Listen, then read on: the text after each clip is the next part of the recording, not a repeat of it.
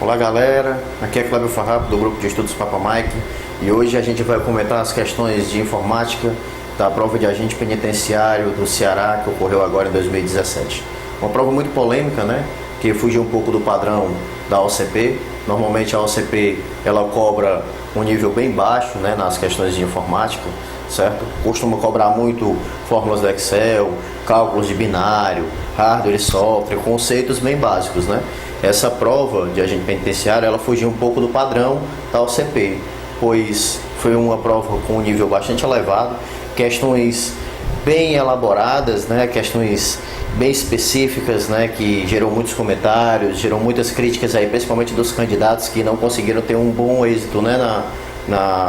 No decorrer do teste, certo? Hoje a gente vai comentar as questões e a gente vai ver que, apesar de muitos comentários, as questões elas não foram assim tão difíceis, né? Elas chegaram a ser difíceis pelo nível que foi cobrado, certo? Mas vamos lá comentar aqui um pouco sobre cada questão. A primeira questão, por exemplo, né, sobre o LibreOffice Writer. Utilizando o editor de texto LibreOffice Writer na versão 5, instalação padrão em português e sistema operacional Windows 7. Como é possível mudar a orientação da página para o modelo paisagem? A orientação da página, tanto no Writer como no Word, né, a gente já tem por padrão que vai ficar lá no menu arquivo, certo? Apesar de a gente não ter muito o costume de utilizar ultimamente, né, mas está sempre lá no padrão arquivo, certo? Lá no menu arquivo. Aí, observação, as alternativas com o símbolo, esse símbolozinho da seta é utilizado para indicar uma sequência de ações, certo? Ele deu aqui várias opções, né? E o gabarito, né, que estava lá exatamente no gabarito preliminar, né? É menu arquivo, propriedades, guia de página, opção, orientação, paisagem. A próxima questão do nosso certame, ela vem falando sobre o navegador Google Chrome. Utilizando o navegador de internet Google Chrome, versão 59 em português e sistema operacional Windows 7, como é possível alterar o mecanismo de pesquisa padrão? Esse mecanismo de pesquisa padrão, eu acredito que pouquíssimos dos candidatos chegaram a tentar alterar ou pelo menos saber qual o caminho deveria seguir para alterar essa configuração, né, de pesquisa, né?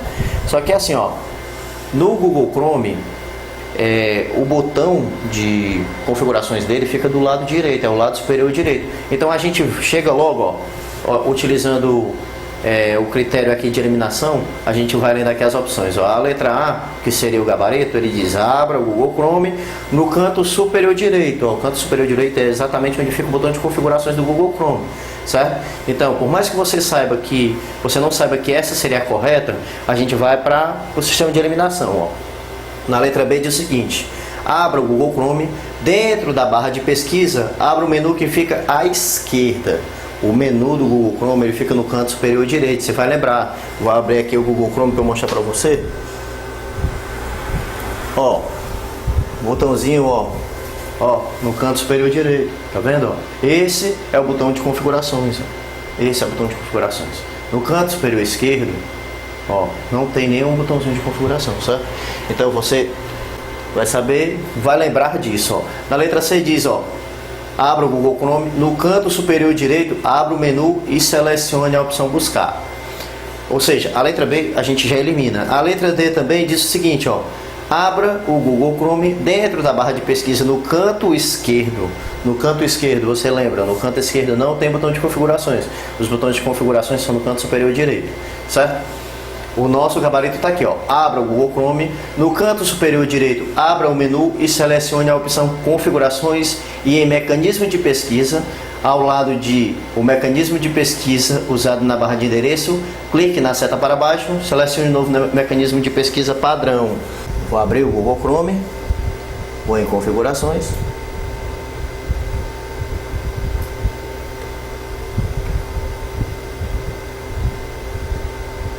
Mecanismo de pesquisa, o mecanismo de pesquisa usado na barra de endereços. Você clica na seta e seleciona outro mecanismo de pesquisa, certo? Gabarito corretíssimo, letra A. A próxima questão, uma questãozinha também bem complicada, porque ela mostrou alguns itens que não são muito comuns para um usuário está utilizando dentro do Windows, certo? Ela diz o seguinte: assinale a alternativa que apresenta uma ferramenta não disponível por padrão no sistema operacional Windows 7. Esse desfragmentador de disco todo mundo é cansado de ouvir falar dele, né? Então a gente já sabia que ele é padrão do Windows. Essa aqui era o absurdo, não tinha perigo de ser ela.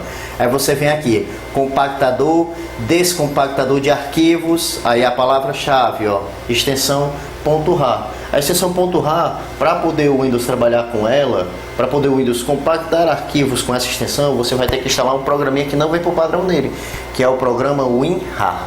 Certo? É um programinha gratuito que a gente baixa na internet, que ele vai compactar e descompactar arquivos. A extensão padrão do Windows para compactação de arquivo é o zip, né, que é utilizado com o WinZip, certo? Aí você vem agendador de tarefas e editor de caracteres particulares. Aí você pergunta, Farrapo, e tem esse agendador de tarefas, tem esse editor de caracteres particulares? Vamos mostrar aqui que tem. Apesar de não ser conhecido por todos, acredito que por quase ninguém, né? A gente vai aqui em acessórios, ferramentas de sistema. Olha aqui o agendador de tarefas, ó. Agendador de tarefas, certo? Olha aqui o editor de caracteres particulares e o desfragmentador de disco, certo? Beleza? Então questão muito bem elaborada, questãozinho um nível um pouco elevado, porque ia precisar de um pouco mais de atenção do usuário. O usuário tinha que ficar ligado só nessa extensãozinha aqui, .rar, para poder fechar a questão, beleza? Vamos aqui a próxima, a questão mais polêmica do certame, certo? Essa questãozinha aqui do Calc. Ele diz, utilizando o editor de planilhas eletrônicas LibreOffice Calc, versão 5, instalação padrão em português e sistema operacional Windows 7, assinale a alternativa que apresenta a fórmula que realiza a seguinte operação. Formata um número com um número fixo de casas decimais, depois da vírgula e do separador de milhar. Muita gente ficou em dúvida entre o truncar e o def.num.dec. Essa questão aqui tem duas coisas que eu queria frisar com vocês, certo? Essa questão é a mais complexa do caderno de informática e também a mais comentada.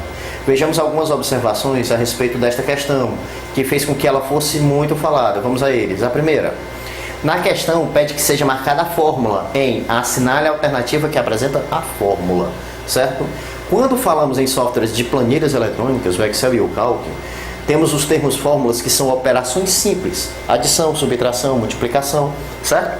Quando mencionamos os termos que foram mencionados na questão, os 4, né? Esses termos aqui, ó, format.dec, valor.dec, truncar, def.num.dec, estes termos são conhecidos como funções e não como fórmulas, certo? Esse descuido no enunciado da questão pode atrapalhar o entendimento do candidato. Mas uma função nada mais é do que uma fórmula pré-definida. Então, sendo assim, não torna a questão errada. Não seria o motivo de uma anulação de questão, por exemplo, como muitos candidatos me procuraram perguntando, né? Realmente são funções, beleza? Não são fórmulas, mas uma função é uma fórmula pré-definida já pelo software, beleza?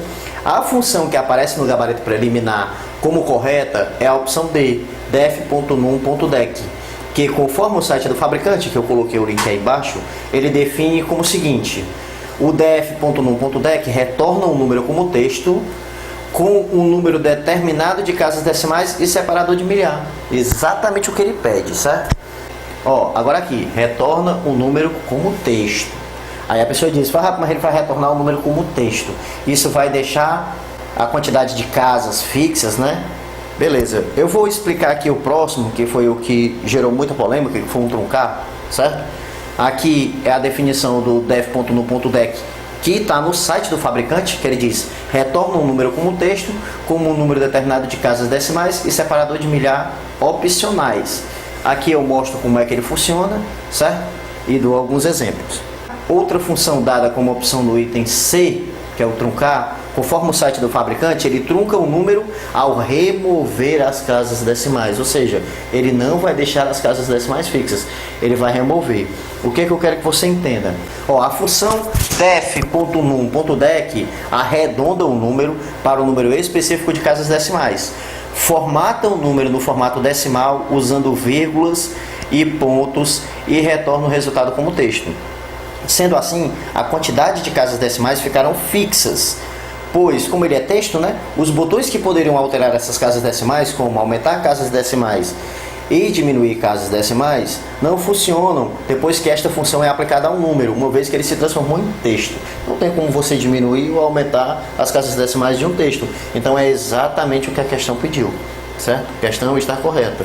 A próxima questão, uma também das mais fáceis, que é assinale a alternativa que apresenta apenas extensões de arquivos de vídeo, certo? Vamos lá. Na letra A ele diz ponto .avi, extensão de vídeo, ok, extensão de vídeo, beleza.